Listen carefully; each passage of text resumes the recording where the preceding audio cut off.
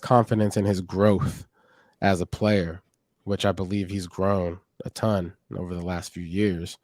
We'll see that on display this weekend. Yeah. Well, Jay Stu, I think we all saw the photo that the Panthers put up showing you and Luke at practice today. What you got cooking? What I got cooking? Yeah, what you got cooking? Man, I cooked some steak tonight. Oh. My wife actually ordered some bulgogi, some Korean barbecue. Oh, good, yeah. And so stirred that up. But have you guys ever had steak air fried? No. No, All right, my neighbor told me about this, and he said it's the best, and so I have good. a hard time believing it. Is it? So check me out. On the Bleav, so you guys can actually, anybody listening right now can follow me, listen to me on my podcast, Bleav in Panthers Network, starring Desmond Johnson and Skylar Callahan and myself. You guys can follow that on all the platforms and whatnot, podcasts. Please do. Skylar's a friend of our Spotify. show. He's been on here several times. Yeah. And so, but Desmond was like, yo, I'm about to go eat lunch. I'm like, what you about to eat for lunch? He said, I'm about to eat a steak. I'm like, oh, you about to just whip up a steak, huh? It's like, yep, but put it in the air fryer. I'm like, whoa. So then I went to YouTube and looked it up. And so there's different ways you can do it. The method that I have, I'm sorry I'm getting off. You're topic. good, man. Yeah, this is fine. I love passionate. food, so I'm passionate hungry. about my steak. But what I do is I salt it up, pepper it up, and I butter it up. Yep. Right? Put it in the air fryer, 250 degrees, and for 2 minutes each side. And I do it that way just so that way it cooks within almost. And the juices don't leave. The juices stay within the meat. So it's cooked. Then I get the cast iron, butter it up, and then I just let that thing sting for about 2 minutes each side. Make sure you get the fat side, and it's a perfectly cooked steak. it's a reverse sear. That's what it is. Yeah, It's a reverse sear. Yeah, pretty much. That's the name for it. I didn't know that was what it was called, but reverse sear. Yeah, because you see it. Because usually you sear, or at least the traditional way of cooking a steak is to sear first and then put it. Like if you go Gordon Ramsay style, is sear 2 minutes, sear 2 minutes, and then to the oven. And then there's the reverse sear, which is the oven first, and you're like, what? And then they throw it on the skillet afterwards. So it's air fryer. My question is, I want to circle back to Christian McCaffrey for a second. And I don't want to ask you about players and what they think and what they're going. It's like, because like you said, you're not in the game of speculation. It's a waste of time.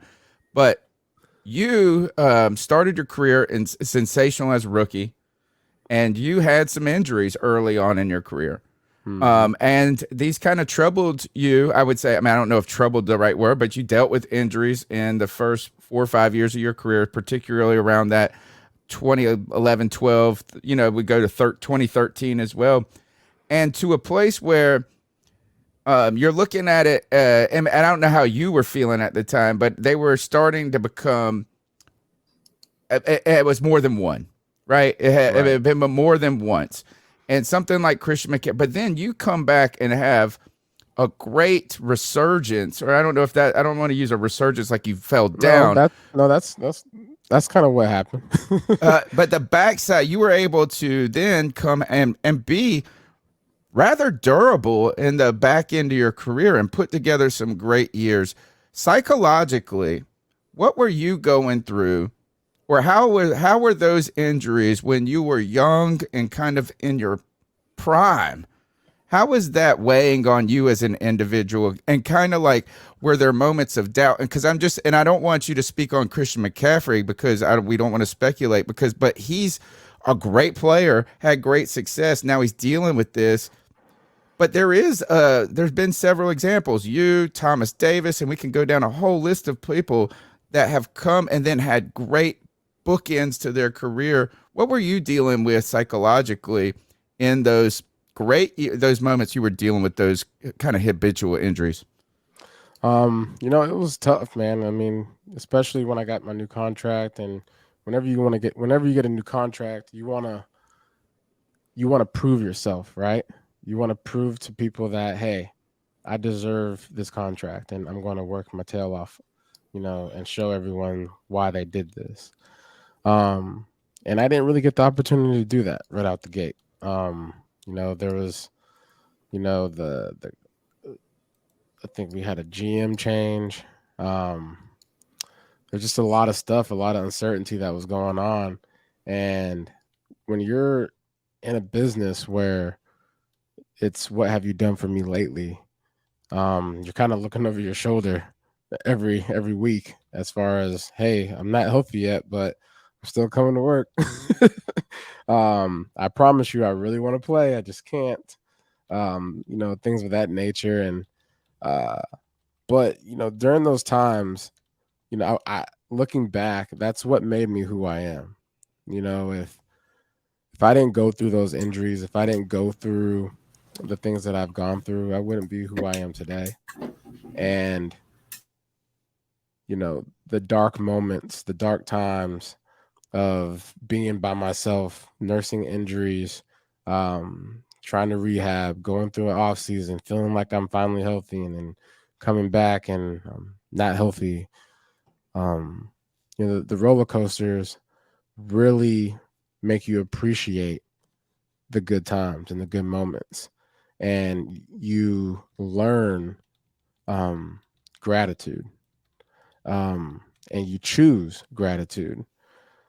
And that's the way I began to play towards the later years of my career. I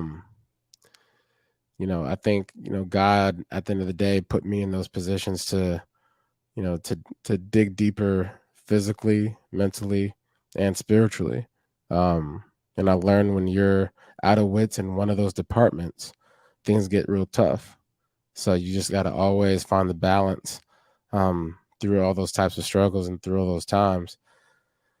So, to answer your question, to go through all that, it was tough, but that was one of the ingredients in the recipe that the Carolina Panthers needed in 2014, 2015, is guys that knew what it took to stay healthy enough, know their bodies, be able to teach other guys about their bodies, teach other guys, hey, you just can't depend on getting treatment at the stadium after practice. You got to make sure you have your own guy on the side, so that way you're getting the extra work.